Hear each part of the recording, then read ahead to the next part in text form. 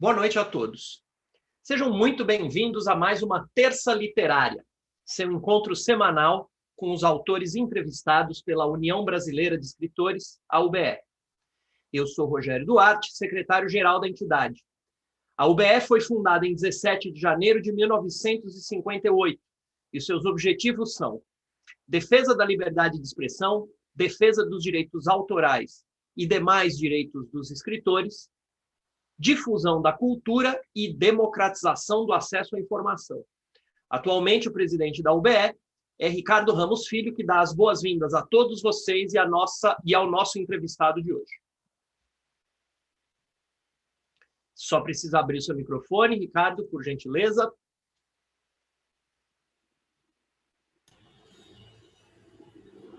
Boa noite, pessoal. É um prazer ter vocês aqui em mais uma terça-feira. A gente está recebendo hoje o João Luiz, que é um jovem escritor, um amigo, um cara que eu tenho certeza que vocês vão gostar bastante de ouvir falar hoje. Tudo bem, João Luiz? Ricardo, todos que estão acompanhando, boa noite. É uma honra estar aqui com vocês hoje. Eu fico muito feliz de poder contribuir e bater esse papo. Tenho certeza que vai ser muito agradável a todos. Obrigado mesmo. Legal. Então vamos lá. JL, tem uma pergunta que é uma pergunta mais ou menos tradicional. A gente sempre começa com essa pergunta, né? Como que nasceu em você o prazer pelos livros, pela escrita e pela literatura? Você foi um menino leitor? Você era um menino que gostava de ler? Eu fui um menino que gostava de ler, eu gostava dos livros indicados na escola, eu gostava especialmente de escrever, eu gostava especialmente das aulas de redação.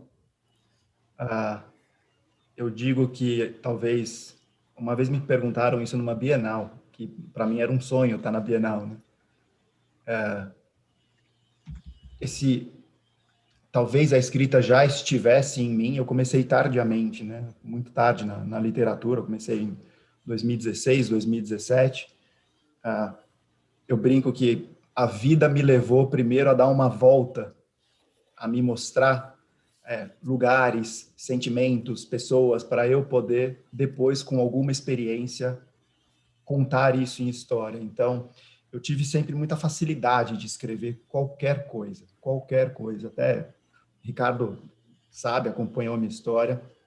Eu fui bancário por muitos anos da minha vida, então eu tinha facilidade de escrever aqueles manuais complexos e até meio chatos, né, de compliance, e eu escrevia de uma forma lúdica, eu colocava personagens, porque era um tema chato.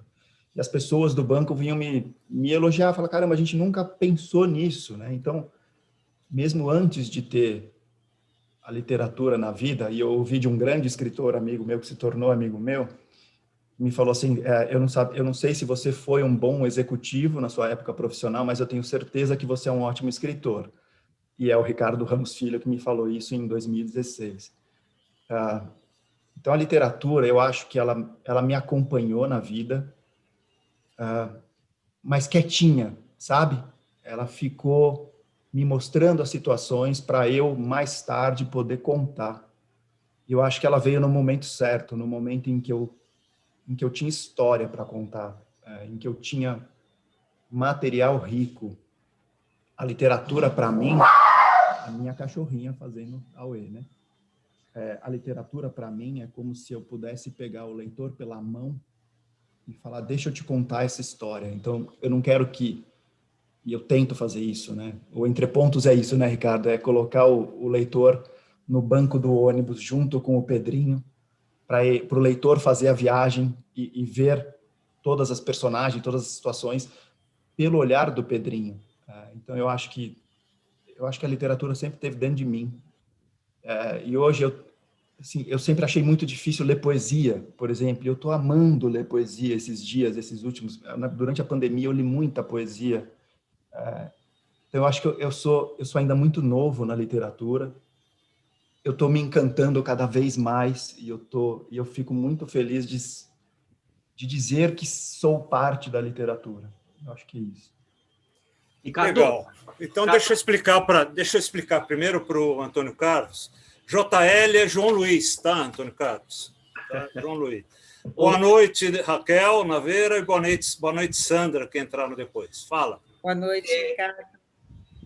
Olá. Ricardo, é que a gente pulou a apresentação do JL, e como tem gente que não conhece o JL, posso fazer a apresentação dele depois dessa primeira pergunta? Claro, faz sim, faz sim. Para quem não conhece o JL, ele é escritor aqui de São Paulo. Ele estreou no meio literário em 2017, com a publicação do livro Entre Pontos, que é esse livro que ele acabou de comentar, que foi uma obra classificada entre as 5 melhores do segundo prêmio Kindle. Em 2018, ele lançou o livro Borboletas Azuis e se sagrou finalista do segundo prêmio Pólen de Literatura. Em 2020, ele publicou o livro O de Casa, em formato de e-book, e participou como autor convidado da antologia Aglomerados, obra recém-lançada em parceria com renomados escritores. Ele participou de vários eventos literários, como o Dia Mundial do Livro e as Bienais do Livro em São Paulo e Rio, em 2018 e 2019, e participou em mesas de conversas com leitores a convite da Amazon KDP. Nas redes sociais, JL Amaral tem mais de 220 mil seguidores. Vamos lá. JL, você acabou de falar, né? Você passou pelo mercado financeiro, você trabalhou em banco, né? Só mais tarde fixou-se na literatura, só mais tarde você resolveu escrever.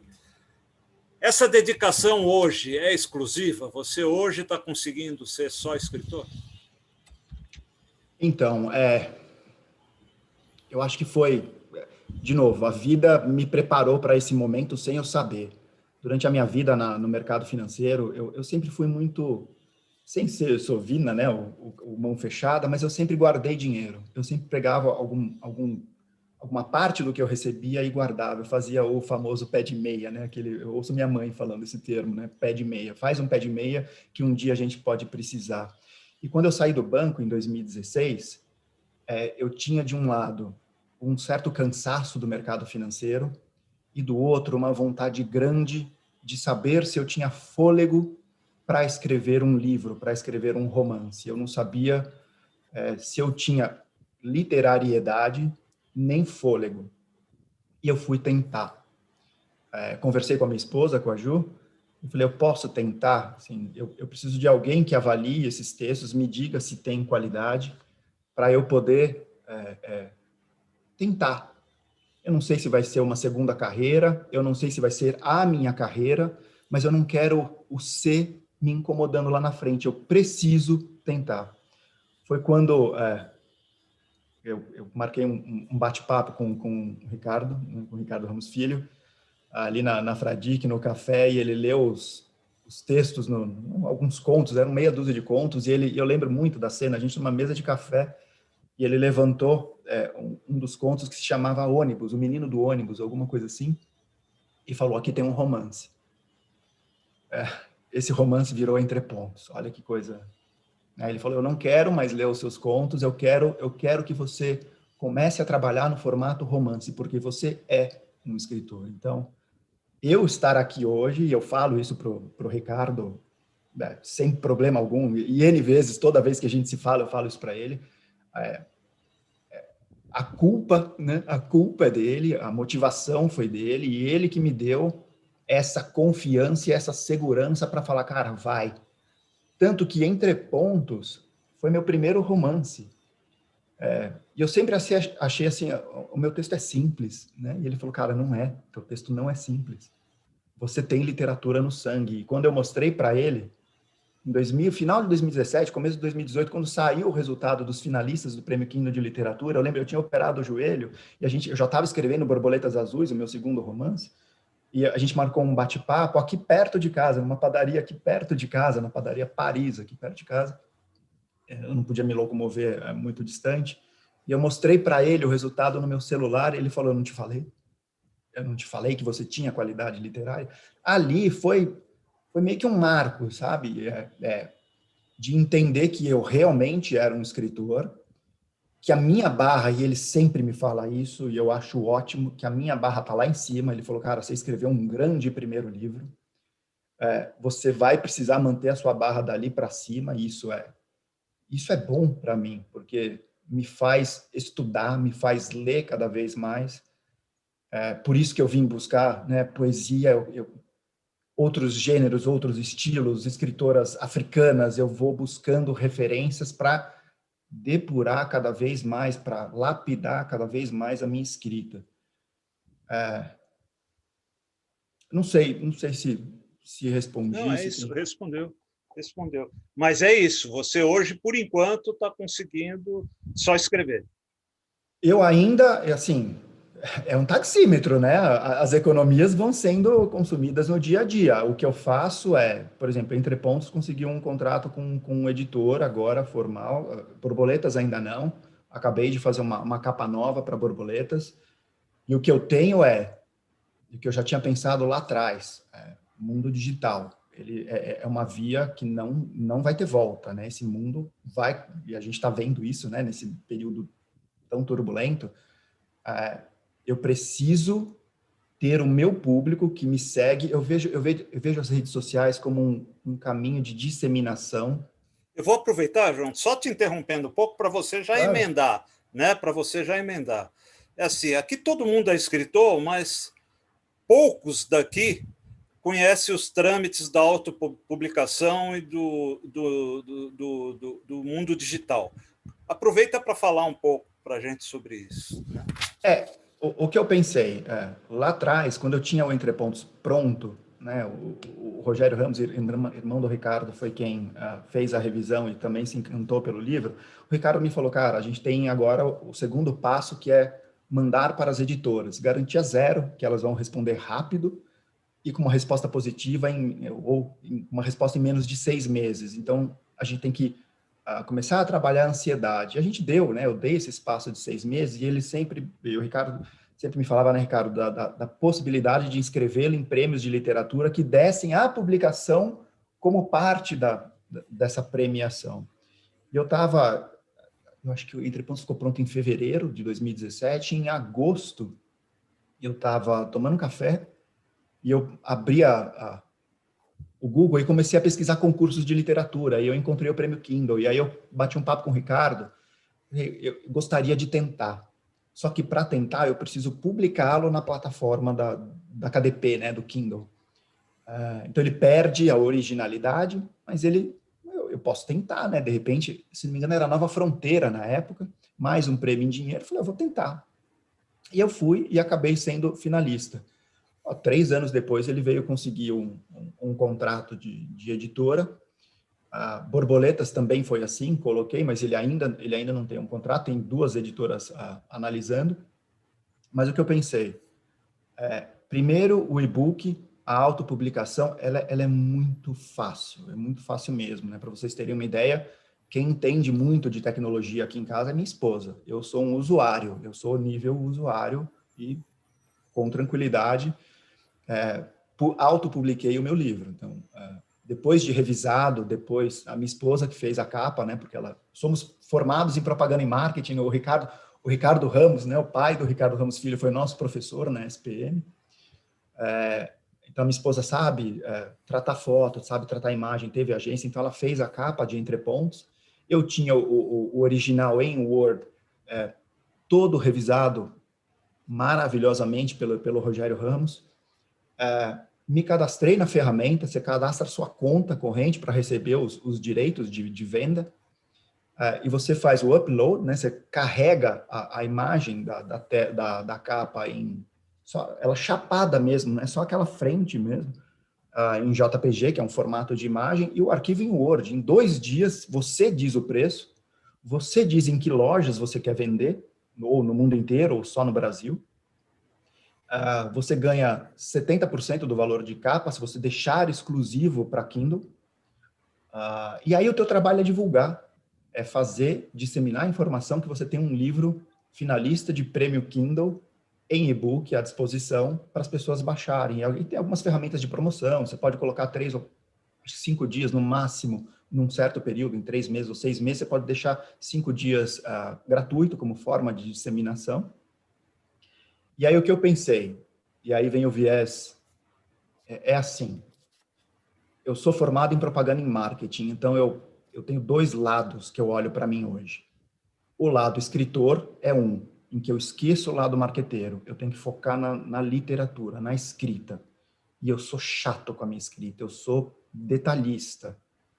Eu quero que o Ricardo, quando leia, e eu gostava muito quando isso acontecia, ele se emocionava, ele nem me respondia o que eu tinha perguntado, ele falou, não, espera, deixa eu me recuperar, porque você me pegou nessa tua escrita.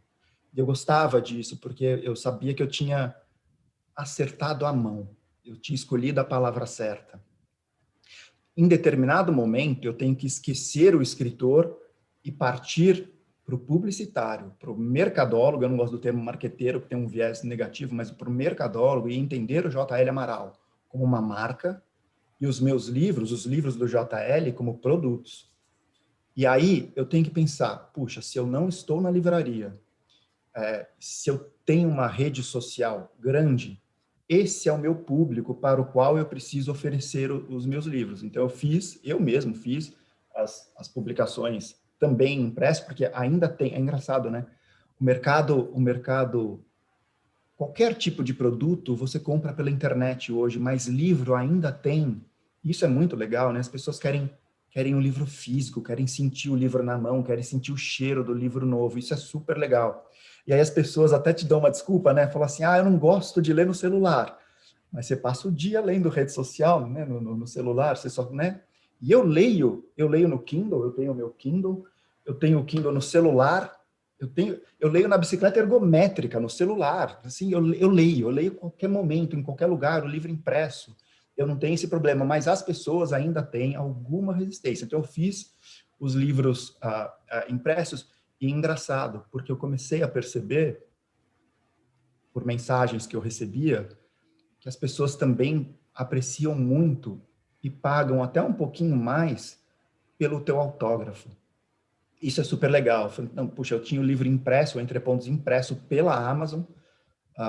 Antes de ter o contrato, tinha ele impresso pela Amazon e ninguém comprava. Todo mundo perguntava assim, eu quero o livro autografado, mas ele é mais caro comigo.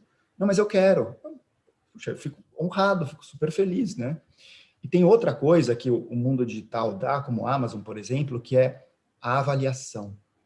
Os leitores gostam do livro, vão lá, avaliam, e isso faz com que a tua publicação ganhe relevância e apareça para outros leitores como sugestão. Então, outro dia eu estava aqui trabalhando, escrevendo, eu recebi uma sugestão do Entre Pontos, né, pelo algoritmo, pelo tipo de leitura, né, que eu faço, ou tipo de busca que eu faço de novos livros, ele mesmo me indicou Entre Pontos. Falei, puxa, tem uma galera recebendo meu livro como indicação. Então, se eu penso como o Instagram, hoje acho que tem 150 e tantos mil, 154 mil seguidores, o Facebook está num ascendente que eu ainda não entendi, que eu brinco com a minha esposa, eu queria entender o que eu fiz certo, só para eu repetir, né, porque o Facebook vinha, imagina, eu publico no Instagram primeiro e depois compartilho para o Facebook, o mesmo post, que são frases ou pequenos textos, mini contos, alguma coisa que traga, sabe aquela degustação do supermercado? Sabe quando a moça te dá um bombom para você experimentar, e você nem está pensando em experimentar um bombom, e aí você come o bombom e fala, caramba, que gostoso, aonde eu acho? No corredor tal.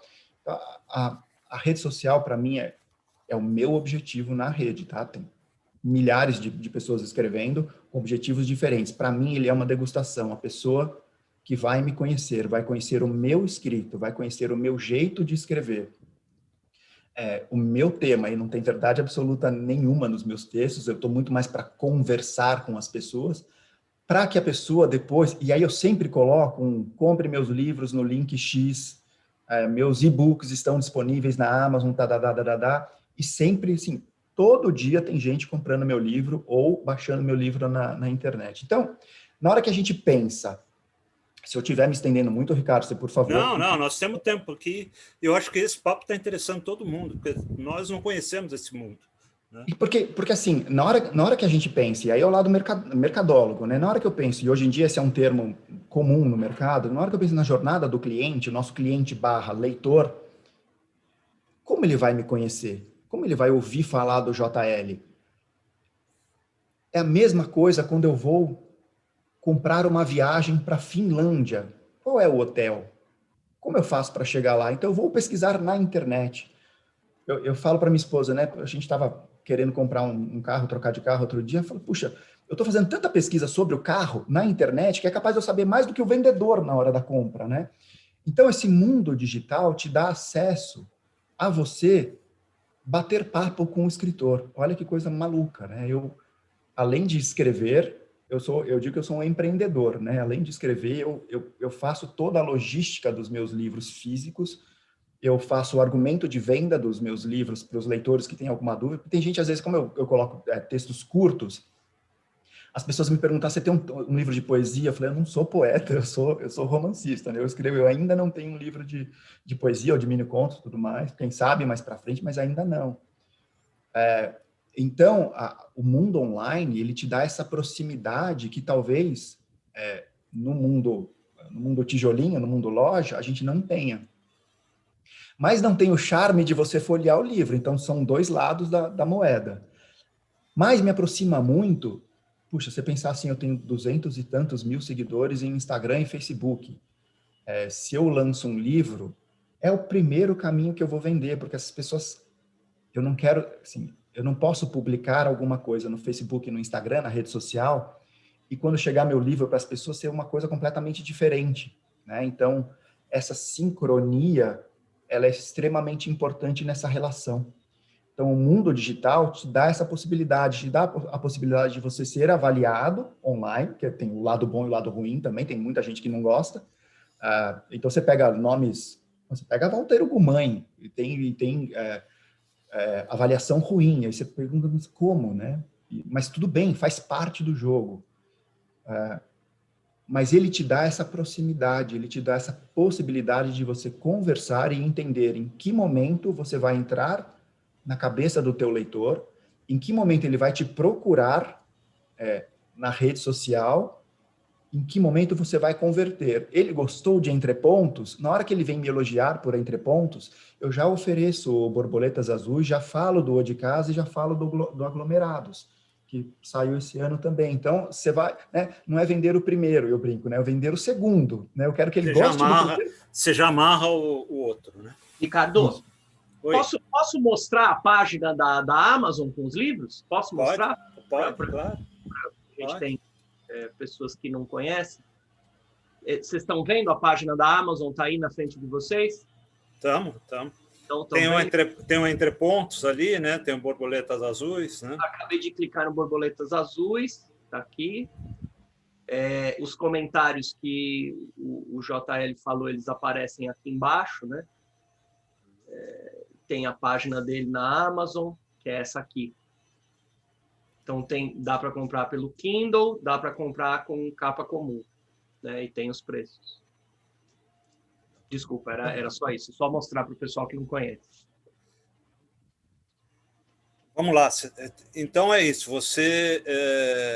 E me diz uma coisa. Agora, o Entrepontos, né? Que até... Falando, pessoal... O Entrepontos, gente, é um romance de formação, é um romance juvenil de formação. Ele conta a história de um menino que é... Esse menino é filho de um motorista de ônibus e a mãe é empregada doméstica. E ele, o Pedrinho, ele de manhã vai para a escola. A mãe, quando sai para ir trabalhar, deixa o filho na escola. E na hora que ele sai da escola, ao meio-dia, na hora do almoço, ele vai para o ponto de ônibus onde o pai, que é motorista de ônibus, passa com o ônibus. E ele sobe no ônibus do pai e fica com o pai até 6 horas da tarde dentro do ônibus, porque quando o pai termina o expediente, volta com ele para casa. Então, ele passa a tarde andando de ônibus com o pai E ali ele tem uma professora que ajuda ele quando entra no ônibus, que faz aquele trajeto todo dia, e ajuda o menino a fazer lição. Ele tem as pessoas com quem ele conversa. O mundo do Pedrinho é aquele mundo entre pontos, o mundo que ele vive durante o período que ele fica no ônibus. É um livro muito legal. E o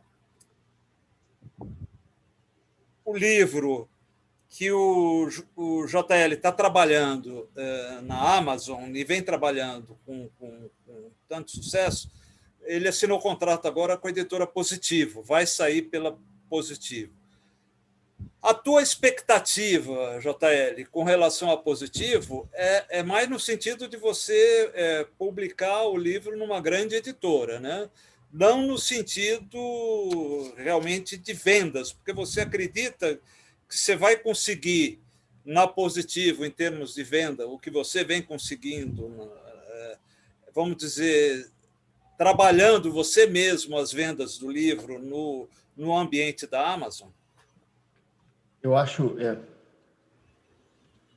como eu faço, como eu tenho um Instagram de escrita, razoavelmente grande, eu faço parte de um grupo de escritores, esses escritores do Aglomerados, por exemplo, em que a gente discute muito esse tipo de coisa, né? Qual é o formato ideal? Se a gente tem que ir para publicação independente, se a gente vai para uma editora, se a gente tenta um agente literário, se eu lanço só e-book, como é que eu faço? Eu sempre falo, gente, não tem uma fórmula única, nem certa, nem melhor.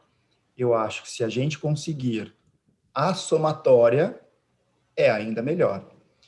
De ter uma grande editora com uma boa distribuição, te colocando em posição de destaque nas livrarias, de você ter uma força, porque não, aí sou eu falando, tá?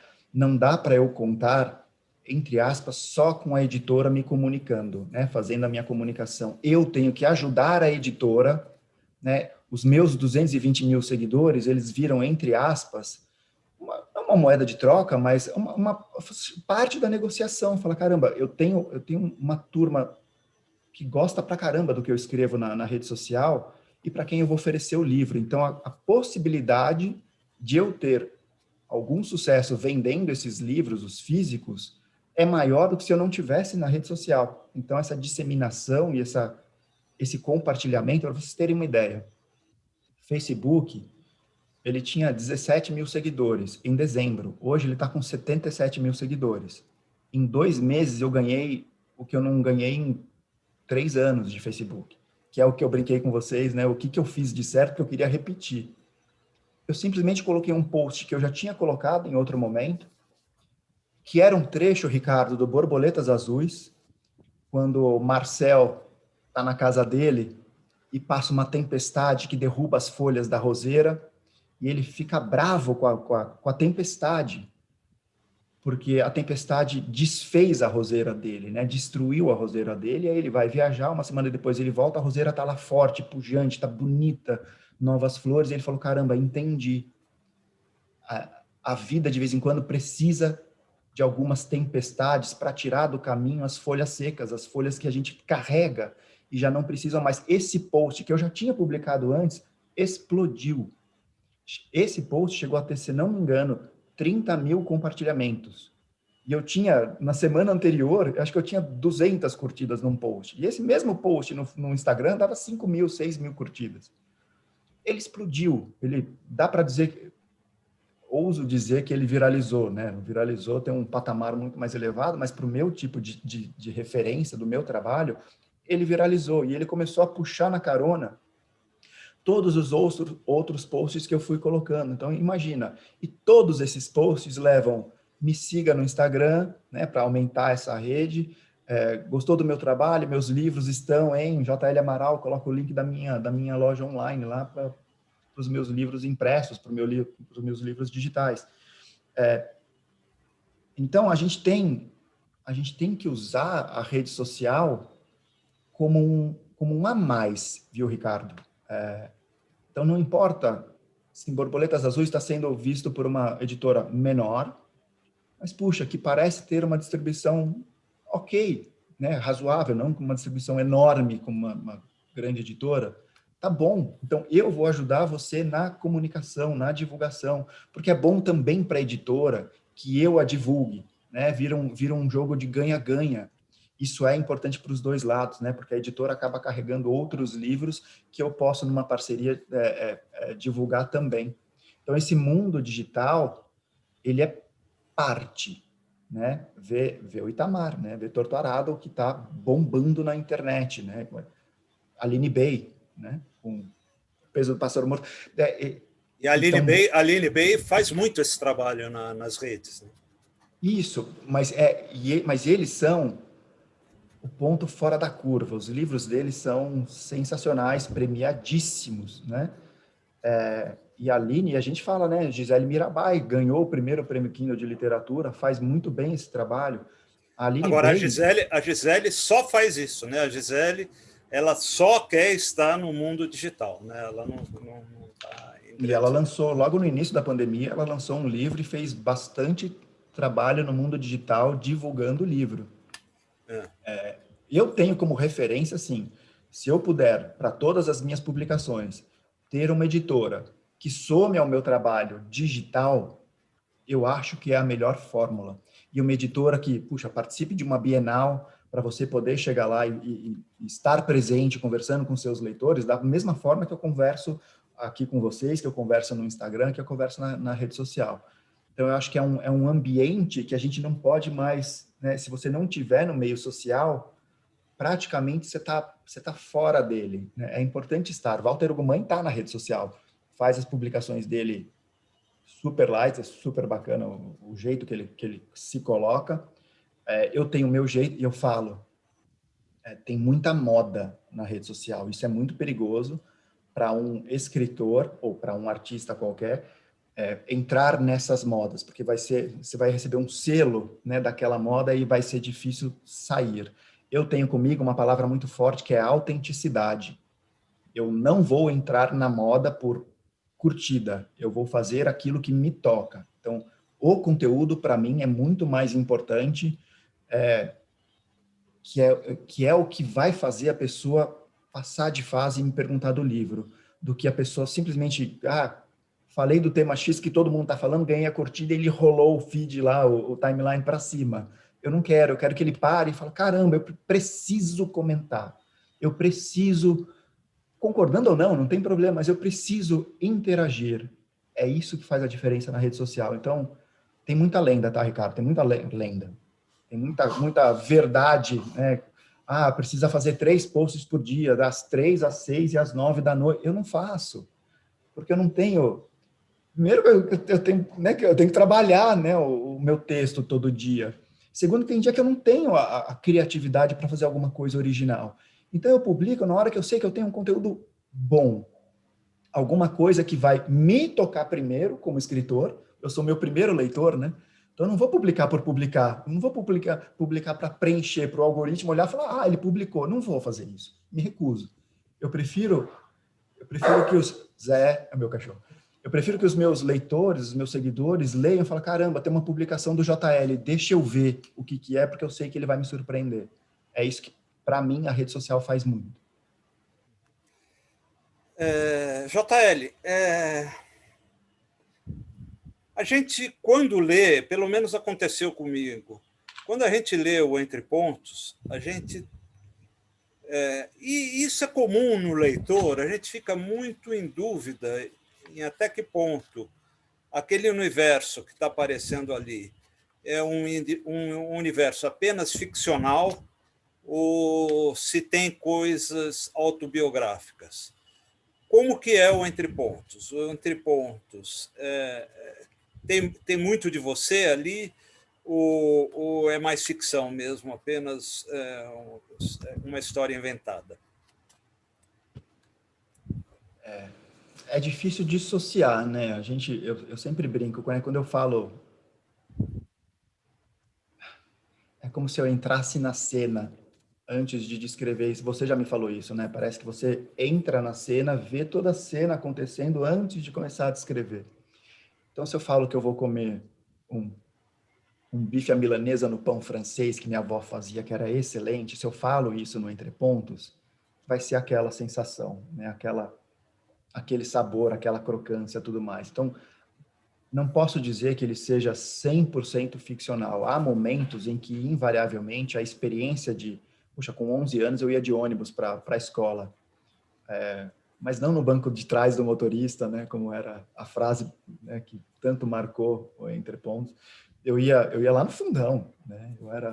Talvez tenha um capítulo, que é o capítulo do Joãozinho, não sei se você lembra dele, que é o menininho que entra com fone de ouvido, ouvindo música, e fica batucando no ar, e fica inventando história. Talvez essa personagem tenha um pouco de mim, porque hoje eu me vejo muito, né? E talvez na época da escrita não tenha sido consciente, mas lendo depois o Entre Pontos, acho que eu li o ano passado de novo, que é gostoso, né? Reler a gente e falar, caramba, olha, eu gostei disso, né? Eu achei legal.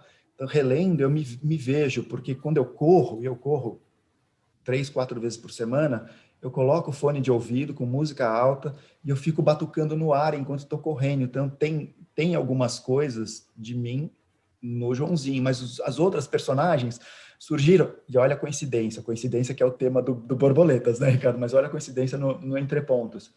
Eu moro em Santana, e a minha esposa trabalha na CCR, que é no Itaim. E o ônibus, o 106A, que é o ônibus, que é a única coisa real que tem no livro, essa linha existe, o 106A, o Santana e Itaim. E eu comecei a escrever o livro, falei, caramba, eu preciso entrar nesse ônibus. Então, um dia eu liguei para a Ju, para minha esposa, falei, sei lá, 10 da manhã, Ju, você tem almoço hoje? Ela falou, não. Eu falei, você topa almoçar comigo? Falei, você vai vir para cá? Eu falei, vou descer aqui na Estação Santana, com meu caderninho, vou pegar o 106A, vou sentar lá no fundão e vou fazer essa linha aí de volta. Né? O ponto final dele era, acho que a 2 quadras da empresa, né? Atrás do Shopping JK, ali no Itaim. Falei, eu almoço com você e aí eu volto. E nessa viagem, acho que sem brincadeira, eu tinha umas 30, 40 páginas escritas, só de personagens que foram surgindo naquela viagem. O Vasco do Amendoim, por exemplo, um senhorzinho que depois eu coloquei ele fora do ônibus, né? Mas foi um rapaz que entrou no ônibus com um saco de amendoim e ele ia, sabe quando ele vai dando 2 amendoins para cada pessoa, assim, para experimentar? E depois a pessoa fala, eu quero um saquinho, e ele tinha um adesivo no peito de alguma associação do bem, assim, uma ONG, uma não governamental, e aquilo me marcou. Eu falei, caramba, puxa, que legal, né? Tem uma personagem diferente. Uma moça, eu lembro disso, uma moça do meu lado, ela desembrulhou do papel alumínio uma maçã. Aquilo me marcou. E tinha coisas que eram antagônicas, né? Era completamente diferente do que tinha. O motorista não falava com o cobrador, nesse ônibus que eu peguei. E o Isaías e o seu Álvaro eram amigos, assim, de longo. Eles trabalharam 30 anos juntos naquela... Entre Pontos, eu acho que quebrava... A minha vontade era quebrar alguns estereótipos, né? O motorista de ônibus, que era uma delicadeza de pessoa. Um cobrador negro, havia sofrido com poliomielite na perna, tinha um problema na perna e era simpaticíssimo, ele era com os passageiros. Hoje você vê um cobrador de ônibus, né, um trocador, né, como dizem, ele fica no celular olhando para baixo, porque, na verdade, né, tem até o bilhete único, ele talvez não seja nem tão necessário ali, né? Então, dá até uma certa aflição de ver um cobrador hoje em dia, mas o Isaías era uma pessoa, ele me emocionava quando eu escrevia sobre ele, sobre a história dele. E o Pedrinho, né, que, puxa, era um mundo de descoberta. Ele ia, eu fiz questão, né, eu tinha uma lousa do meu lado, que essa lousa era escritor ensinando matemática para o filho, não ia dar certo, né, mas eu tinha uma lousa que eu pintei na parede do meu lado para ensinar matemática para o meu filho. Meu filho tinha, sei lá, 10, 11 anos na época, e ele tinha as dificuldades, eu ia, né, e nessa lousa, que era a parede inteira, eu desenhei o itinerário do ônibus, do 106A, e eu fiz questão de que em cada ponto subisse uma personagem. Como um fio condutor da história. Então, cada capítulo é uma personagem que vai passando na vida do Pedro enquanto ele cresce. Essa linha do ônibus, esse itinerário, acaba sendo até a linha da vida, né, do Pedrinho. E aí no final tem o fechamento. Então é um livro que você pode ler até tirando o primeiro e último capítulo, se não me falha a memória, você pode ler em qualquer ordem que ele faz sentido, né? É muito gostoso. Tá dando umas cortadas aí, o João Luiz. Não sei, todo mundo está percebendo ou sou só eu? Ricardo, eu acho que é você está congelado. Para nós, pelo menos para mim, você está congelado. O Ricardo está congelado para você também, João, JL? Acabou de congelar. Ele tava normal, acabou de congelar para mim. Mas não tem problema. Ricardo, você está com a gente? Pronto, agora Ricardo está de volta. Vamos aproveitar, então, enquanto a conexão do Ricardo está voltando. Para quem quiser fazer pergunta para o JL, então, a gente já tem... JL tem várias pessoas lá no como é que se chama? No YouTube, que dizem que te amam. Você tem uns fãs lá. Fátima Duarte diz que já leu todos os seus livros, são encantadores, você é um querido. Babi Versus diz que é um privilégio poder te ouvir. Lua Ferreira diz que te ama, é sua fã. E daqui a pouco a gente tem uma pergunta do Reinaldo. Ricardo, você está com a gente? Tô. Deu uma cortada, né? Você deu uma cortadinha, mas já está de volta. Pode falar. Então vamos lá. Mais uma pergunta, João. Você, não contente em escrever um livro ótimo, você emendou com outra delícia, que é o Borboletas Azuis. De onde vem a sua inspiração? Essa eu sei que é uma pergunta comum para escritor, mas onde você procura inspiração para escrever? Onde vem isso? Nas coisas, primeiro, Babi, Fátima, Lua. A Fátima é uma seguidora querida, comprou meus livros, leu meus livros, elogiou todos. Muito, muito obrigado pelo carinho. Babi e Lua, eu sou muito fã, são duas escritoras que a gente se conheceu por Instagram, estão no Aglomerados, na nossa coletânea, escrevem muito, essas duas moças escrevem muito. Eu ainda quero um livro de vocês, viu? Vocês estão me devendo livros. Ricardo, eu tento ver ou criar as histórias nas coisas simples, nas observações, dia a dia. Aglomerados, por exemplo, eu criei, acho que eu tenho 16 textos, né? A gente tinha 20 páginas para escrever, mini contos ou poesias, cada um no seu estilo, cada escritor no seu estilo. Então, puxa, teve um dia que eu estava aqui na varanda de casa, a gente no meio da pandemia não podia sair de casa. Eu fico, né, primeiro andar do lado do parquinho aqui, né, a varanda e o parquinho vazio. E eu vi um pardalzinho tomando água naquele bico do bebedouro, onde a gente enche a garrafa, e ele estava tomando água, e ele entrava com a cabecinha assim, ficava brincando. E eu escrevi um texto sobre isso. Super simples, mas que, puxa, aquele momento, aquela observação mexeu tanto comigo. E eu começo sempre, e foi assim, você sabe disso, né? Você leu aquele O Menino do Ônibus, eu leio hoje, o entreponto está inteiro ali, né? E eu vou escrevendo, a página em branco, ela não é um terror, ela não me bota medo, ela me desafia no bom sentido. Eu olho para ela e falo, o que você vai me trazer hoje? E começo a escrever sobre qualquer coisa. Borboletas, eu tive um primeiro papo com você, que Borboletas ele era para sair outra história. Eu sempre quero discutir alguma coisa que é meio comum, mas sob um outro olhar. Borboletas, eu queria falar sobre morte, mas uma morte, a morte tinha um viés não pesado, ele tinha uma viés de, puxa, por que a gente espera uma notícia, né, ruim na vida, como, sei lá, uma pandemia ou tem uma doença, para então ter um clique de vou curtir a vida. E numa conversa com você, a ideia foi amadurecendo, e aí é engraçado, né? É uma coisa que eu tenho muito comigo. Eu não apresso as minhas ideias. As minhas ideias surgem quando eu estou lavando louça. Isso é uma coisa muito pessoal, né? Eu acordo muito cedo, 5h30, e eu vou lavar louça, cuido dos meus cachorrinhos e tudo mais, e eu vou lavar louça todo dia. E todo dia eu sei que eu vou sair correndo com a mão molhada, secando, porque surge alguma ideia que eu não posso perder, porque se eu não anotar na hora, eu não lembro. E a ideia das coincidências na vida de Bella e Marcel, que não é spoiler, né? Primeiro parágrafo, né? Bela e Marcel são protagonistas. Uma história linda de amor, linda mesmo. Eu coloco um amor que transcende, ou que vai além do amor, entre aspas, me perdoem, né? Do amor comum, do amor homem-mulher, mulher-mulher, homem, tanto faz, mas do amor carnal. É um amor que transcende, é um amor que não importa que você esteja longe, contanto que você esteja feliz. Não importa que você esteja comigo, contanto que você esteja feliz. Então, Bela é uma bailarina maravilhosa que vai morar em Nova York, que é o sonho dela, Marcel fica. Só que no primeiro parágrafo, o livro já começa assim, é o Marcel saindo do enterro de Bela. É tão simples quanto isso. O que é mágico para mim é que quando eu fiz a linha do tempo da vida de Marcel e Bela coincidindo, eu construí essa linha do tempo para desconstruir, porque eu queria algo que prendesse o leitor até o final, que ele ficasse até o fim querendo entender, mas por que Bela morre, né?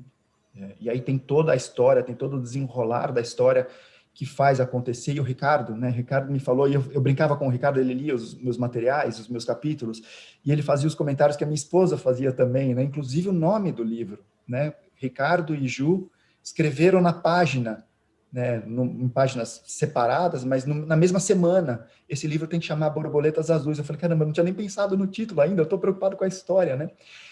E vocês dois, Ricardo, né? Você e a Ju me perguntaram na mesma semana, me falaram na mesma semana. Caramba, Bela morre, eu tinha esquecido.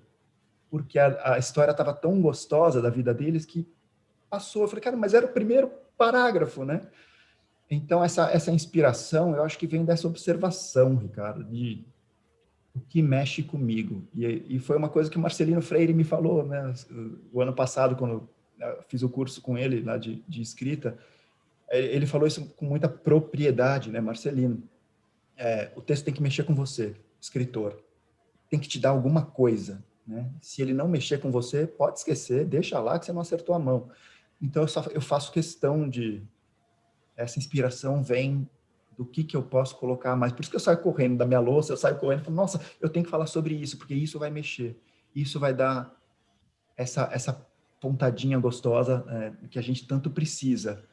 E o de casa, que é o meu e-book, ele sai a partir do Aglomerados, e aí eu tinha lido os contos da Lígia Fagundes Telles, eu lia e eu relia, eu me encantava cada vez mais. Eu ficava lendo, eu falava, caramba, é demais, é maravilhoso isso. E essa inspiração veio, a história veio chegando no tempo de pandemia, e eu acho que o de casa veio muito mais para mim. Ele lembra muito Entre Pontos, viu, Ricardo? Só que, ao contrário de seu Pedrinho, já é um senhor, o seu Adélio, que está confinado em casa. O filho é médico, cuida de pacientes com Covid, e ele é um escritor, e ele começa a observar, né, o passarinho em cima do muro. A Lua leu esse livro, adorou também. Então, as inspirações vêm das coisas simples. Eu acho que tem tanta literatura nas coisas simples, tanta literatura, e você fala isso da minha literatura, e eu fico muito feliz, né? Quando você fala que eu coloco o leitor dentro da sala, dentro do ambiente, dentro da casa do Pedrinho. Aí. Eu acho que a minha literatura vai no simples. Isso que me inspira. JL, fazer mais uma pergunta, Rogério? Já vamos para as perguntas. Você que sabe. Pode fazer. Acho que dá tempo de mais uma. Dá tempo de mais uma. Tá.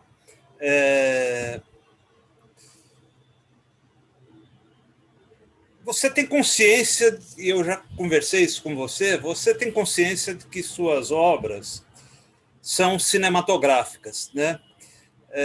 A gente vê no teu texto muita cena, parece que você está vendo um filme, né? Há algum entendimento já para algum texto seu virar filme, alguma coisa já conversada? Essa foi uma das pontas que eu trabalhei, de novo, né? Aí é o lado mercadólogo, é o lado empreendedor. Eu não posso deixar que o livro seja apenas um livro. Eu tenho que dar variações da história, entender a história como história e o livro como um produto.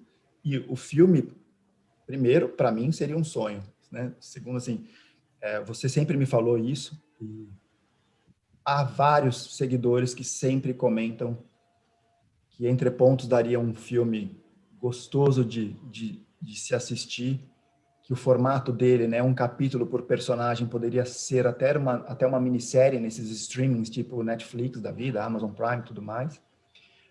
Borboletas, e eu fiz questão de enriquecer, de detalhar, de estudar muito o balé clássico, né? Ele tem nome de passos, tem o tecido do figurino, eu fui muito, né? Eu assistia muito vídeo no YouTube de peças de balé, de danças, né? Para ser muito fiel, para que um dia, quando alguém se interessasse em roteirizar, a história estaria pronta. Então, nesse fim de ano, teve um roteirista que me chegou por contato, né, o contato do meu agente, falou, cara, tem alguém que pode ler o teu material. Ele falou, cara, tem muito valor, o que a gente precisa é alguém que banque essa ideia, um produtor que fala, caramba, eu quero fazer isso. Mas aí veio, né, no meio de uma pandemia, é até difícil, mas talvez o grande sonho da minha vida é comprar pipoca e entrar para ver um Entre Pontos, né, o Pedrinho crescendo na minha frente com uma grande tela, sabe? É ver Marcel chegando em Nova York para ver Bela, olha, me arrepia, para ver Bela dançando no Lincoln Center. São cenas que me marcam demais na escrita, que me emocionam demais. E eu vou tentando, eu não desisto, isso que é engraçado, né? Eu recebo o não me faz parar, o não me faz, então qual é o meu próximo passo? Então qual é o próximo? E qual é o próximo? Até conseguir vingar. Então, se houver algum produtor aqui assistindo no YouTube que queira, vem para a mesa que a gente trabalha. Mas, de novo, para mim seria um sonho. Entre Pontos eu ainda vejo como um central do Brasil, né? Olha a ousadia. Eu ainda vejo, ele é uma história simples, né? Ele é uma história, eu digo, uma história pé no chão, uma história de pé descalço, de terra batida, né? Do quintal da casa dele. É um ônibus. Não seria um filme caro, é um filme que se passa aqui simples, nas ruas de São Paulo. É, né? Um filme de diálogos, tudo.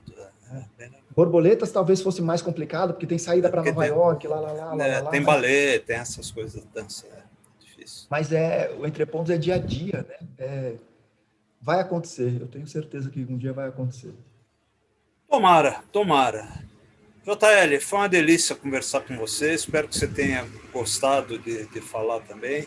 Rogério, vamos ver aí o que a gente tem de pergunta. A gente sempre abre, viu, JL? Para o público poder perguntar também, porque senão fica só a gente, tá? Então, esse momento, mais ou menos, a gente abre para o público, tá? Legal, vamos lá, Rogério. Obrigadão. JL, tem uma pergunta simples do Antônio Carlos, quantos anos você tem? Qual a tua idade? 47. 47, tá bom. Essa é mais rápida. Então, vamos lá. Lá no YouTube tem o Reinaldo Pedreira, ele pergunta o seguinte, eu nem sei, eu nunca não sabia disso. O que você acha da licença Creative Commons para escritores iniciantes? Eu nem sabia que existia Creative Commons para escritores iniciantes. Eu não conheço, para ser bem honesto, eu não conheço. Eu preciso pesquisar, porque talvez seja um outro caminho aí para mim, né? Para eu desenvolver. Se você me permite, queria emendar. Eu não conheço licença. Eu sabia de Creative Commons para imagem e tal. Para escritor iniciante, eu não sabia. Mas na Amazon, você falou que existe a possibilidade de você ficar com 70% do preço de capa. Eu queria te perguntar isso. Explica um pouco melhor. Como é que é? Esses 70% são fechados? Na promoção, como é que funciona? Como é que é essa porcentagem? Sim, perfeito. Tua pergunta é ótima. Assim, os 70%, eles recaem sobre o preço de capa que você define, o preço é teu. Se você deixar o livro, primeiro no Kindle Unlimited, que é um programa de leitura da Amazon, como se fosse um clube de leitura, né? Que você baixa os títulos gratuitamente no teu Kindle, e aí eu, como autor, recebo por página lida, que é uma forma de receber também, porque tem gente que não lê o livro inteiro, e tem muita gente que fala pô, já tive 100 milhões de páginas lidas, né? É uma métrica. Então, o livro tem que ser exclusivo do Kindle, não posso ter em outra plataforma de e-book. Se eu quiser colocar numa outra plataforma, eu recebo 35% do preço de capa. E existem promoções em que a Amazon te manda um e-mail e te explica que aquela promoção vai ser o livro a R$ 5, porque é um fomento à literatura digital, à leitura digital. E, portanto, você vai receber, naquele período de uma semana, um mês, 35% sobre o valor promocional. O que não deixa de ser muito bom, porque é meu livro reverberando na rede. São pessoas, muito mais pessoas, aproveitando esse momento promocional para baixar o livro. Eu já cheguei a fazer, a colocar como gratuito para testar. Não é tanta gente que baixa, né, porque é uma forma de disseminar, mas, puxa, tem gente que fala assim, tá de graça, eu vou baixar. Puxa, legal. E eu quero que essa pessoa conte para um, para outro, para outro. Eu estou apostando não nesse que a pessoa está baixando de graça, estou apostando nesse como um investimento, né? Que a pessoa vai gerar, vai gostar tanto, que ela vai gerar as compras posteriores.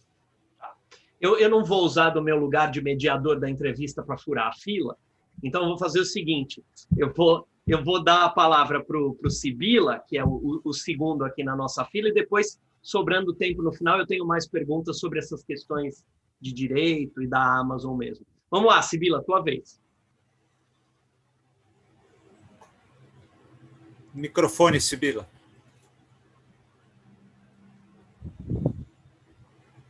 Agora sim. Acho que agora foi, né? Foi. Ainda bem que você não tomou a vacina no meu lugar, né, Rogério?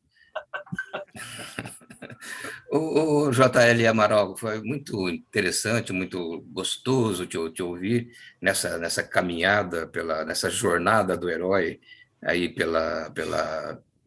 pelos caminhos da internet, do livro virtual e tal. E para mim foi muito bom, porque eu não entendo nada disso. Eu tenho 4 livros na Amazon, na Submarino e não sei mais aonde, mas se me pagam, pagam, eu não entendo nada, absolutamente nada. Na verdade, o que me dá grande prazer são os meus livros que estão ali nas livrarias, né, da Martins Fontes, por exemplo, e tal. Mas eu queria te fazer uma pergunta nesse sentido, porque nessas entrevistas muito boas, muito pertinentes que a UBE tem feito aqui às terças-feiras, às vezes vêm autores que são vinculados ao livro impresso, ao livro físico, às vezes de outra forma, ao livro virtual, e vieram já pessoas, alguns autores, algumas autoras, que trabalham dentro dessa perspectiva do livro que eu chamo do livro social. São pessoas que, pelo valor social da obra, e eu acho isso muito bom, tem mais seguidores, 10 mil, 15 mil, 20 mil, não sei, veio uma autora aí uma vez que tinha, não é, Rogério, acho que 15 mil seguidores, tem mais seguidores do que eu vou ter vendendo meus livros na livraria o resto da minha vida. Então, eu te pergunto, não que seja o teu livro, eu não li, honestamente, eu não li o seu livro, vou ler agora com muito, muito gosto, e a minha pergunta é o seguinte: o valor social da obra, às vezes, não está suplantando o valor literário de um livro? Às vezes, a obra não tem valor apenas porque fala da etnia, ou problemas de gênero, ou problemas de classe social, e tem valor, e é muito bom que fale disso, mas não me parece, às vezes, que tenha a mesma pegada literária. Qual é a tua opinião? O que você acha disso? A gente tem visto ramificações, né? Cada vez mais aparecem pessoas que talvez nem sejam escritores e que, por terem uma rede muito grande, acabam publicando um texto. A gente pode falar de youtuber, né, com 20 milhões de seguidores, né? Qualquer coisa que esse influencer, esse influenciador lançar, se ele lançar puxa, pasta de dente ele vai vender. E acaba que o livro, ele escreve alguma coisa e vende muito.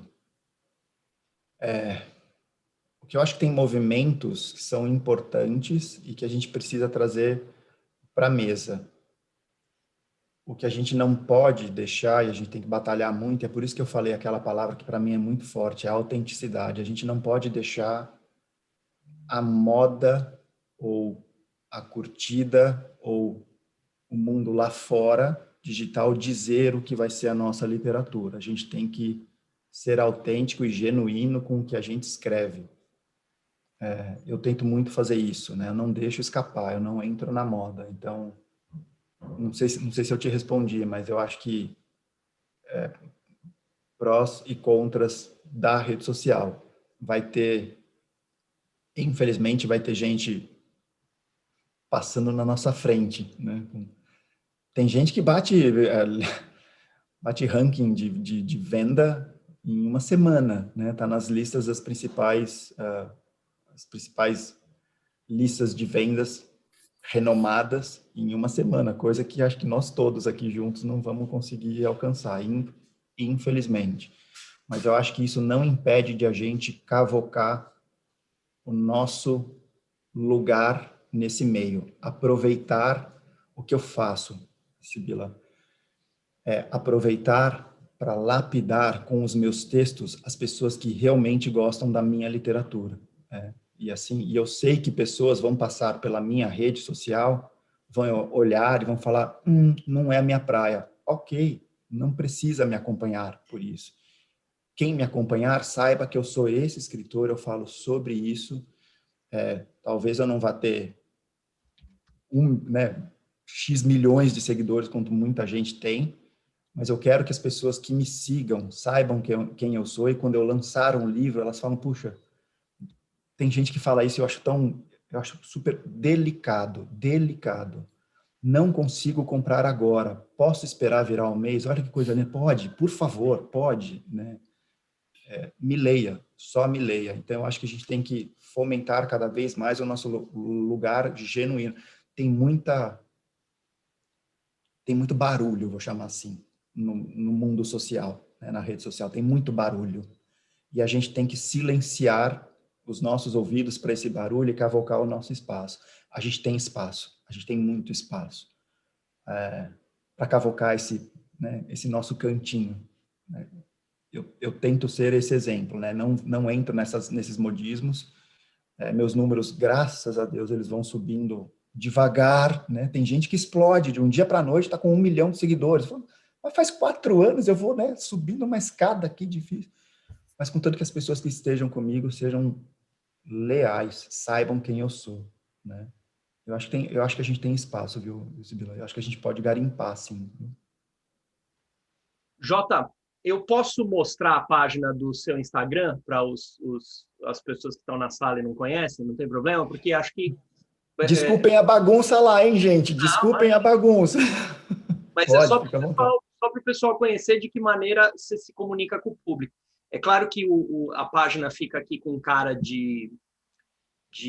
Não é exatamente o que aparece no telefone, né? Mas é aqui, ó.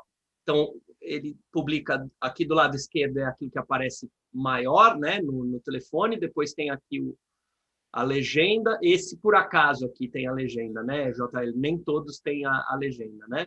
Esse foi um formato que a gente chama de formato textão. É divertido variar de vez em quando, sabe? Testar uma outra forma. O texto fica muito grande para colocar na imagem e aí você vai para a legenda. Vai para a legenda. Aqui, ó, quase 4.000 curtidas esse aqui, né? Foi forte. Então, tá vendo aí, pessoal? Mini conto de um dia feliz. Tá aqui o mini conto. Essa é uma observação que o Ricardo tinha me perguntado. Essa é uma observação do dia a dia. Essa é uma observação simples. Um dia eu estava numa lanchonete esperando minha esposa chegar. Quando ela chegou, ela sorriu. E aí eu brinquei como se a vida estivesse do meu lado e me cutucasse e falava, meu, que sorte a gente tem de ter ela na nossa vida, né? Que sorte. Olha que é uma observação minha, uma coisa simples assim, né? Vem do dia a dia. Esse deve ser para a esposa também. Não bastava ser linda. Esse eu tomei um puxão de orelha no Facebook. Olha que engraçado, porque uma mulher, uma moça, leu com outros olhos, né? E a brincadeira aqui era, puxa, já não bastava ser linda, ainda foi ser divertida, carinhosa, atenciosa. Poxa, né? Mas não, né? Não bastava ser linda. Ela leu como se eu tivesse, não bastava ser linda, ela tinha a obrigação de ser. Eu falei, não, moça, não é isso, né? Ele faz parte, tá no jogo, faz parte. E aí você tem que se colocar. Ou às vezes, quando você vê que a pessoa faz um comentário maldoso, nem responde, nem entra porque não é o objetivo. Mas tem muita gente que às vezes coloca um ponto de vista e fala, puxa, obrigado por você ter me dado esse ponto de vista, porque me ajuda a lapidar meu texto, né? Ou colocar de outra forma, ou te explicar, ou ver por outros olhos. Isso eu acho muito importante, me faz crescer, como escritor mesmo. Obrigado, Sibila, pela pergunta. Ricardo Fernandes, sua vez.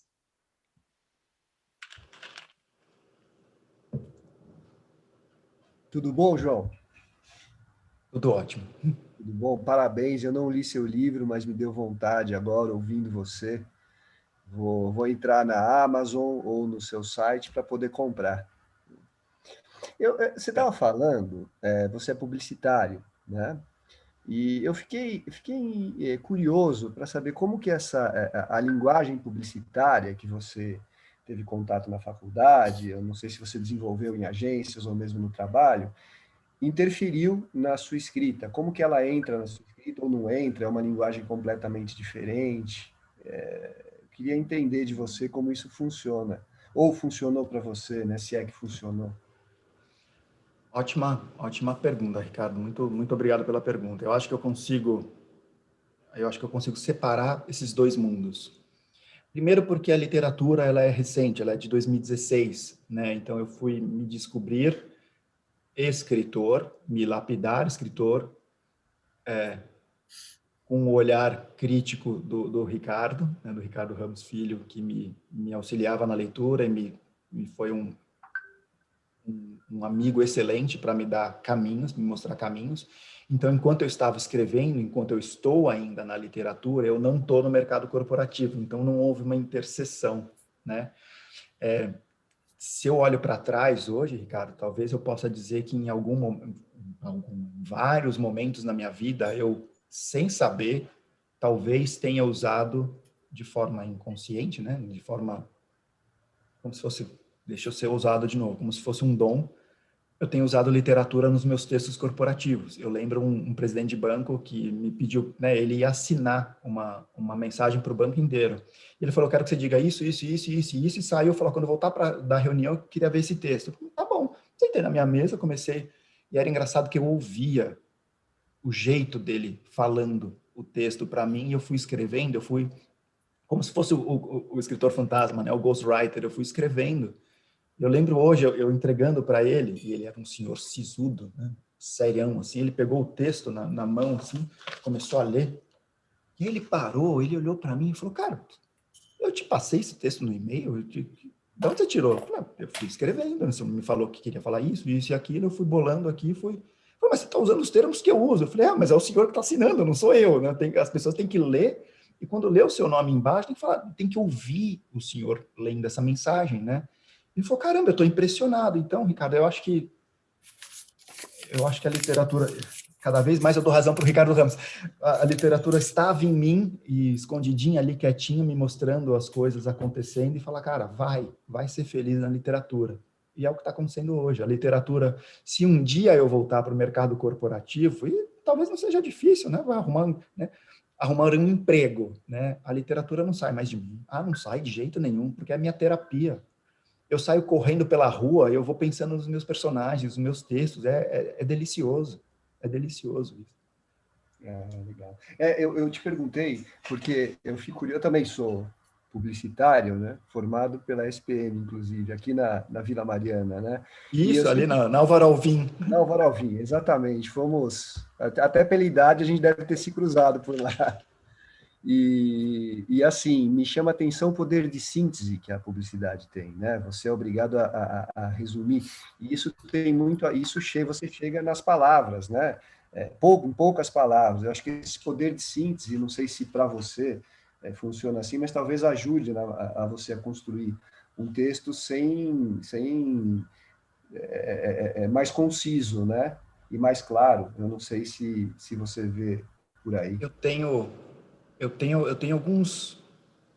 algumas manias, digamos, né? Eu coloco meu texto no Word e ele tem que ficar bonito para mim, não só pelo conteúdo, mas pela forma. Então eu vou lapidando as palavras para que elas se encaixem até de uma forma bonitinha no parágrafo, sem ficar aqueles espaços enormes, né? Descobri a higienização outro dia, foi uma liberdade para mim, né? Foi tirar, nossa, porque ele quebrava e me dava algum jeito. Então, assim, o meu jeito de escrever é bem o que você colocou. Primeiro eu coloco a ideia no papel sem muito critério. Eu deixo a ideia, o download, né? Deixa o texto vir, deixa essa ideia vir. E depois eu saio lapidando o texto, tentando usar menos palavras possível, mas as palavras certas. Talvez a publicidade, eu nunca fui do lado agência, eu sempre fui do lado empresa. Você deve ter conhecido o Manir Fadel, essa turma estudou comigo lá na faculdade, que foram para o lado publicidade. A Ju, minha esposa, teve uma agência pequenininha também de publicidade. Eu não, eu fiquei do lado empresa. Mas talvez esses exercícios de publicidade tenham ajudado e eu nem sabia, né? No mundo corporativo eu nem sabia de usar cada vez menos palavras e ser mais direto, né? Ser até vendedor, né? No texto até do próprio presidente, ser vendedor, porque você tem que vender, né, a mensagem dele para os funcionários, para os colaboradores da empresa. Eu acho que é bem isso, Ricardo. Legal. Legal, Obrigado. Obrigadão, Ricardo Fernandes.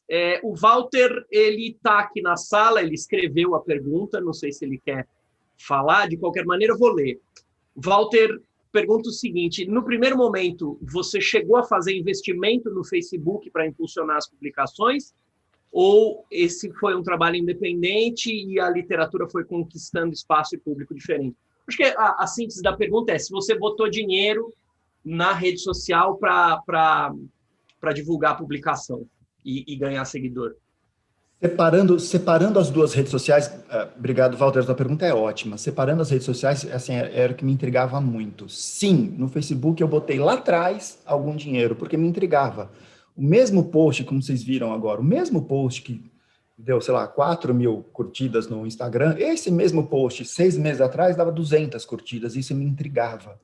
Porque tinha muita gente que assim, a mesma pessoa que me seguia no Instagram, me seguia no Facebook e não curtia. Está acontecendo? Será que né, as pessoas se comportam de forma diferente? São públicos distintos nas duas redes sociais? E eu coloquei dinheiro, não deu resultado nenhum para mim, como volta de seguidor ou venda de livro. Não deu. Então, o que eu fiz? Foi aí que eu tive, talvez, a ideia de falar assim, deixa eu pensar na jornada do cliente, né? A forma, e aí eu acho que é o que eu fiz certo no Facebook agora, em dezembro. A forma que você compartilha uma mensagem no Facebook é diferente do Instagram. No Instagram, ele é travado para compartilhar. Ele não é tão fácil de compartilhar. Então, você usa os stories, mas ele não é tão simples. Às vezes tem que ter até um outro aplicativo para ele fazer o repost para você. O Facebook, não. Você clica no compartilhar, ele já compartilha. O que eu percebi é que esses últimos posts que têm alcançado um engajamento excelente, teve um post que alcançou 3,5 milhões de pessoas, que me assustou. Teve um nível de compartilhamento de 30 mil, 40 mil, teve um esses dias que passou de 50 mil compartilhamentos. Então, assim, puxa, o Facebook vai me ajudar quando eu colocar um post em que o Walter vai marcar alguém porque ele lembrou dessa pessoa, ou o Walter vai compartilhar. O Instagram vai ser um pouco diferente, a pessoa vai jogar no story dela, naqueles destaques lá em cima.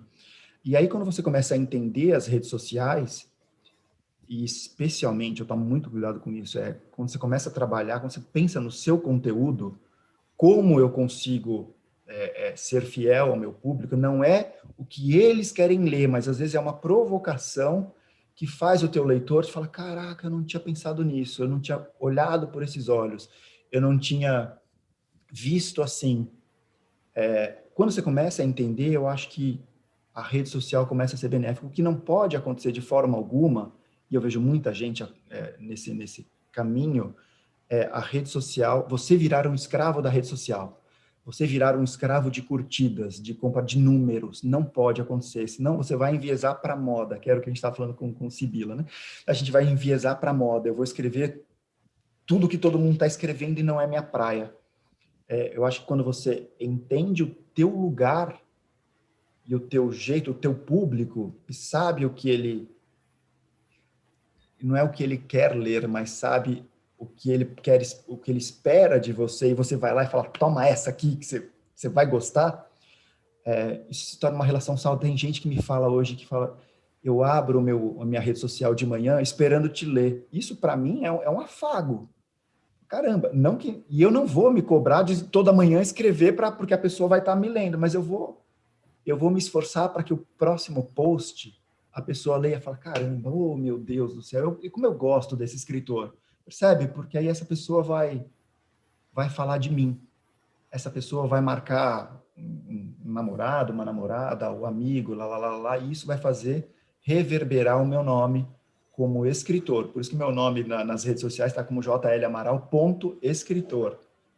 Para que eu tenha o meu lugar, né? Ninguém pode dizer que, não, você não é escritor. Eu sou escritor. Você não vem esperar post, salto na frente da câmera, fazendo graça. Não sou eu, né? Eu vou ser autêntico nas minhas redes sociais. Eu sou desse jeito, né? Clean, como o Rogério mostrou aí.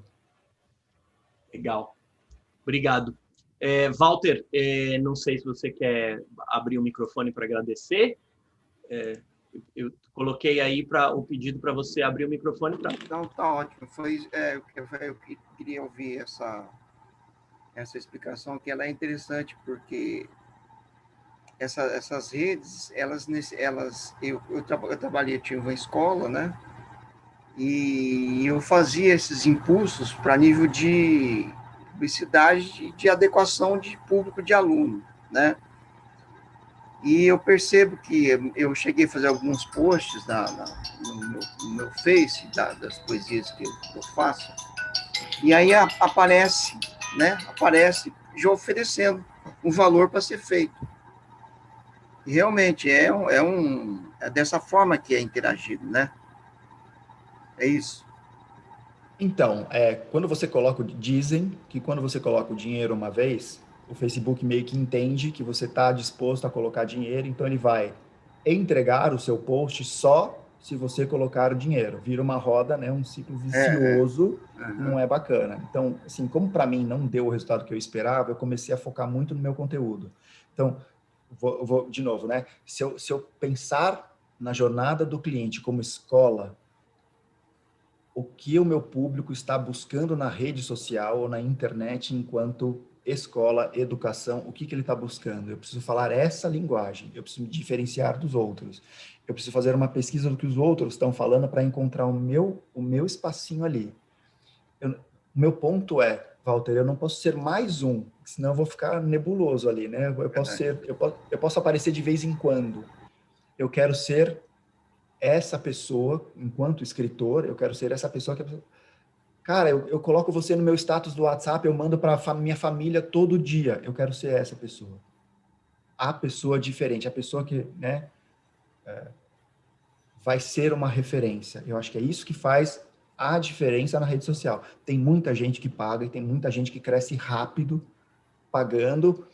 Instagram, por exemplo, você compra uma parceria, um pacote de postagem em sites, em perfis grandes, que tem 10 milhões de seguidores, e a pessoa vai te postar, né? E essa é uma forma de comunicação, é uma forma de você se mostrar para essas 10 milhões de pessoas que talvez não te sigam. Eu não estou afim de fazer isso agora, né? Meu dinheirinho ele é valioso, deixa eu crescer, porque essas pessoas que vão te conhecer por aquela mensagem, talvez entrem na tua rede, depois leiam você e falem, não tem a ver comigo, então foi um dinheiro que você perdeu. Eu prefiro que as pessoas que cheguem tenham me visto, eu falo, gostei desse cara, e vou seguir. Eu acho que o caminho, ele é mais tortuoso, ele tem algumas lombadas ali, né? Como esse post de hoje, que é o texto que o Rogério mostrou, né? Que é o post com textão na legenda. Eu sei que é pouca curtida, eu sei. Você ainda coloca na imagem lá em cima, leia o texto na legenda. Eu sei que tem pouca curtida, mas, Walter, me fez tão bem escrever esse texto, que as poucas curtidas não não me incomodam. Eu sei que quem curtiu teve o trabalho de ler e é fiel. Então, você lê os comentários, as pessoas falam, que texto perfeito. E não é perfeito, ele só me tocou, né? Eu acho que é isso, a autenticidade com o conteúdo é o que faz a grande diferença. As pessoas entram muito nesses auês de algoritmo, lá. O algoritmo existe, mas tenta quebrar o algoritmo, né? Fica brincando com ele. Bota um post assim, um post assado. Entende por que o teu post que você achou que ia dar 1.000 curtidas deu 10. E o post que você achou que ia dar 10 deu 1.000. Deixa eu olhar isso aqui direito. O que aconteceu? E aí você começa a ter um outro olhar sobre isso, né? E uma reflexão. Lembrando aqui que o JL está dizendo que esse post do textão deu pouca curtida, deu só mais de 1.300 curtidas, né? Que não é pouca coisa para muita gente. Eu não sei no Facebook, né? O Facebook, ele costuma, agora, né? O Facebook está explodindo, então tem... E teve um post ontem que deu, acho que 4, 5 mil no Instagram, olha que coisa, que eu esperava que fosse bombar no Facebook e não bombou, deu 1.000. Mas por padrão que estava dando de 30 mil curtidas no Facebook nesses dias, eu falei, tá pouco. Tudo bem, não vou ficar fazendo conta. Eu vou continuar trabalhando o meu conteúdo para tentar estimular as duas redes ao mesmo tempo. Legal. Eu posso só completar um negocinho só, Rogério, com ele? Quero só perguntar para ele, é rapidinho. É sobre a relação dele com o Twitter. Existe essa relação? Ainda não, e vou te falar por quê. Porque eu me dedico muito à escrita, eu tenho o meu lado empreendedor, as minhas entregas, sou eu que vou no correio levar os meus livros, e eu ainda faço questão de fazer isso, eu ainda consigo fazer isso. Tomara, daqui a um tempo eu não tenha mais como, porque são milhares de livros por dia, mas enquanto eu ainda, eu quero ter esse cuidado, eu quero ter esse carinho. Eu quero ter esse carinho de informar para o meu leitor que eu acabei de enviar o livro. Então, eu achei o Twitter poderia ser uma rede social que ia me tirar o foco da minha escrita, do meu trabalho como empreendedor, da marca JL, dos meus textos, rede social, tudo mais, das coisas que eu já tinha para fazer. Então, eu tenho minha conta do Twitter, mas eu comento futebol, mas como meu time não está indo bem, eu nem comento mais, deixa lá, deixa quieto ali. Não mexo para ele não me atrapalhar no meu dia a dia. Legal. Beleza, obrigado. Viu? Obrigado, Walter. Bom, a última pergunta da noite é da Raquel, e aí a gente encerra. Vamos lá. Bom, em primeiro lugar, eu gostaria de agradecer a aula que está sendo essa entrevista por um mundo completamente desconhecido para mim, ou muito pouco conhecido. É bastante interessante de observar esse voo, essas andorinhas no céu seguindo outras, é muito bom. E eu vou complementar, estava pensando, quando o Ricardo Fernandes comentou sobre a publicidade, a gente percebe que essa sua formação publicitária é muito importante, tanto no seu trabalho como um escritor, comunicador, numa forma completa, um observador do cotidiano, fiel aos seus sonhos. E eu queria complementar assim, ele falou em síntese, né? Eu gostaria de colocar o elemento surpresa também, queria que você falasse um pouco sobre a surpresa nos seus textos, e lembrar que essa soma de síntese com surpresa é muito poética. E eu queria que você comentasse um pouquinho sobre essa dose de poesia que está nos seus textos. É isso. Muito, muito obrigado, Raquel. Eu digo que eu ainda sou um aprendiz nessa rede social e me sinto assim, graças a Deus, porque aí me faz cavocar cada vez mais e para mim é uma honra estar aqui com vocês. Eu aprendi que o elemento surpresa ele é fundamental, não só ao final de um capítulo, por exemplo, amarrando, né, o gancho para o próximo capítulo, meu Deus, eu vou ter que ler mais um capítulo, são 3 da manhã, vai ter que ler, porque eu deixei uma pontinha aqui aberta para você. Mas nos textos curtos de internet, de rede social, eles são chave para a pessoa te seguir. Quando a pessoa não espera um final... eu brinco com os meus textos, né? Às vezes eu estou numa pegada toda romântica, toda bacaninha, não sei o quê, e coloco no final, trouxe churros. E é para dar essa quebrada, para a pessoa falar, caramba, né? Deixa ser lúdico, deixa o texto te levar, entenda as palavras, né? Entra nessa dança com a gente aqui que está gerando conteúdo para você. Então eu gosto da brincadeira, eu gosto da tentar escrever, e a Lua, que estava acompanhando, para mim, ela é uma das melhores que faz a síntese dos textos. Ela tem um perfil chamado Soul de Lua, que é Soul de alma, né, em inglês. Soul de Lua, e ela tem um poder de síntese, para mim, é sensacional. É alguém que eu olho e falo, puxa, eu brinco com ela, eu preciso de um livro teu, Lua, pelo amor de Deus, eu preciso. Ela tem uma intensidade, e ela estuda pra caramba, né, para escrever.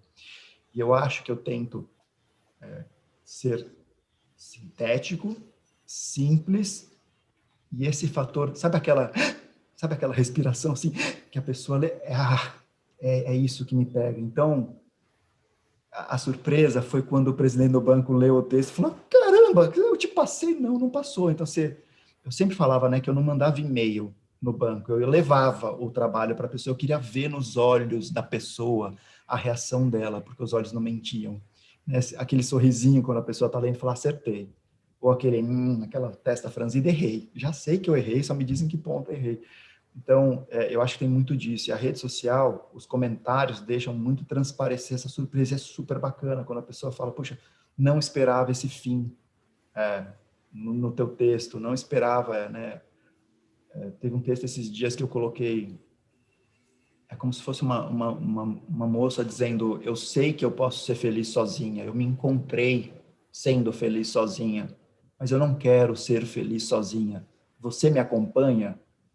E eu coloquei só um travessão embaixo, é só abrir a porta.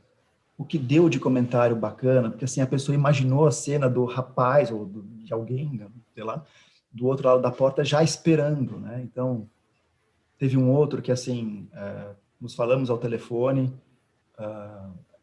precisamos desligar, matamos a saudade pelo telefone, precisamos desligar, ela precisava atender a campainha, alguma coisa assim. Abriu a porta, sorriu e me beijou. Então a pessoa não esperava, falou, caramba, ele estava lá. Falou, puxa, ele estava lá. Então às vezes às vezes a gente fica pensando tanto num final tão intrincado, todo complexo, não sei o quê, e tá na simplicidade, tá na síntese, tá numa palavra, tá num gesto, tá numa...